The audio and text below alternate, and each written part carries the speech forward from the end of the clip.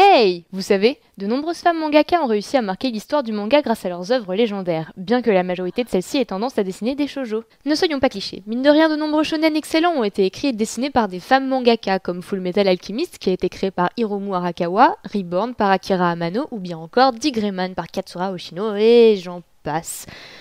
Aujourd'hui, on va vous parler de l'œuvre de la dessinatrice de BD la plus lue au monde, avec un manga qui a connu un énorme succès au Japon, mais qui est également très populaire aux États-Unis et en Europe. J'ai nommé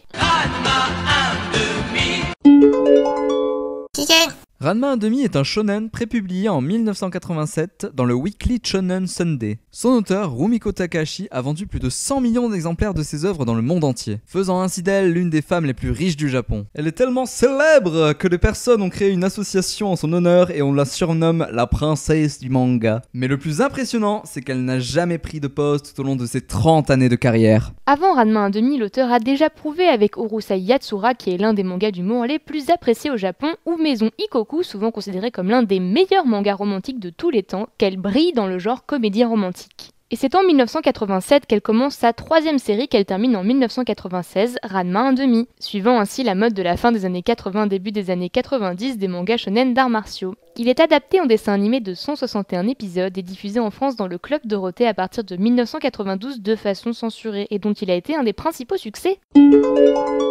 Monogatari. L'histoire se déroule à Tokyo, chez la famille Tendo, avec le père Sun et ses 3 filles. Akane, 16 ans, Nabiki, 17 ans et Kasumi, 19 ans. Un jour, Sun reçoit une lettre de son meilleur ami Genma Saotome, annonçant son retour de Chine accompagné de son fils Ranma. En effet, les pères des deux familles s'étaient promis il y a fort longtemps d'arranger un mariage avec leur descendance afin d'unir leurs deux écoles d'arts martiaux. Mais surprise, le jour de leur arrivée, c'est un panda géant et une jeune fille rousse qui apparaissent. Et on apprend par la suite que ces personnes sont en réalité Genma et Ranma.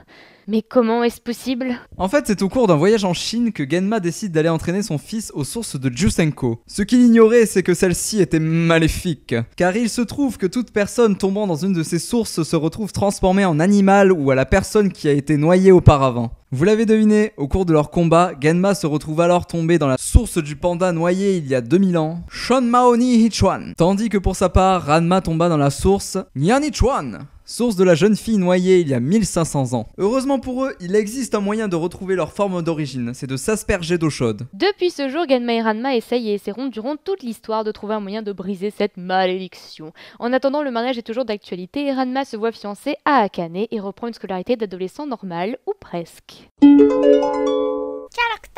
La majorité des personnages ont donc une double identité. Ranma Saotome se transforme en fille, Genma Saotome se transforme en panda, Ryoga Ibiki se transforme en porcelet noir, Shampoo se transforme en chat rose, Mousse se transforme en canard, Rouge se transforme en Ashura, divinité hindoue à 3 têtes et 6 bras, Taro le collant en créature hybride Yeti, taureau et grue et anguille.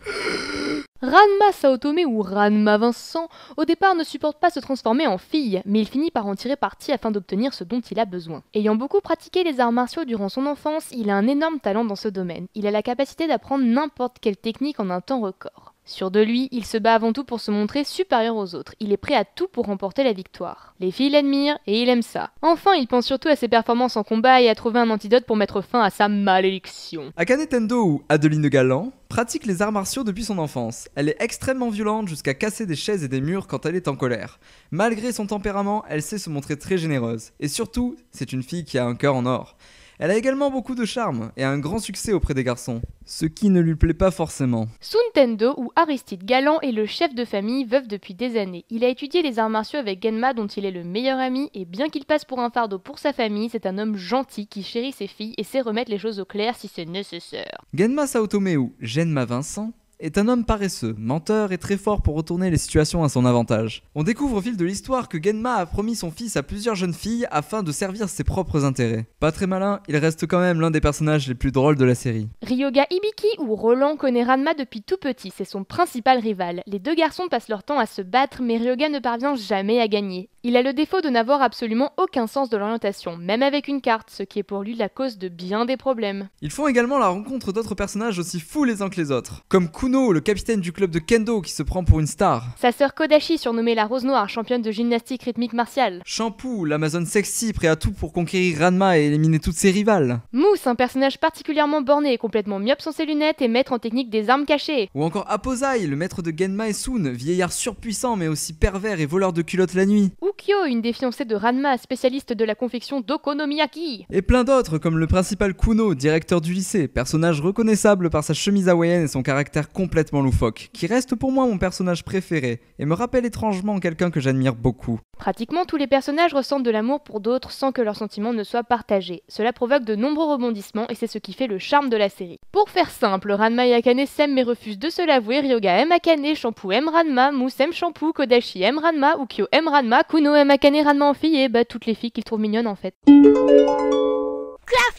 Le manga d'origine Ranma 1/2 compte 38 volumes. Il est édité en France par Glénat. À l'époque, le sens de lecture a été occidentalisé. En outre, le travail de retournement des images s'est accompagné d'une grande détérioration graphique. Aucune réédition n'est prévue pour l'instant. Et il est difficile de trouver tous les tomes de nos jours. La série télévisée, quant à elle, comprend 161 épisodes et se clôture par 12 OAV. En effet, l'anime s'arrête donc au tome 22 du manga, et la fin n'aura jamais été adaptée. 3 films d'animation ont été réalisés, La Grande Bataille de Chine, Rendez-nous nos copines et Le Phénix légendaire. On trouve aussi une adaptation live japonaise qui reprend les grandes lignes du manga et reste ainsi très drôle malgré quelques différences notoires dont la disparition de Ryoga et le personnage du méchant, Madame Camembert. On espère vous avoir donné envie de découvrir ou redécouvrir Ranma 1/2. On se retrouve pour un prochain Pachi Pachi et d'ici là, portez-vous bien!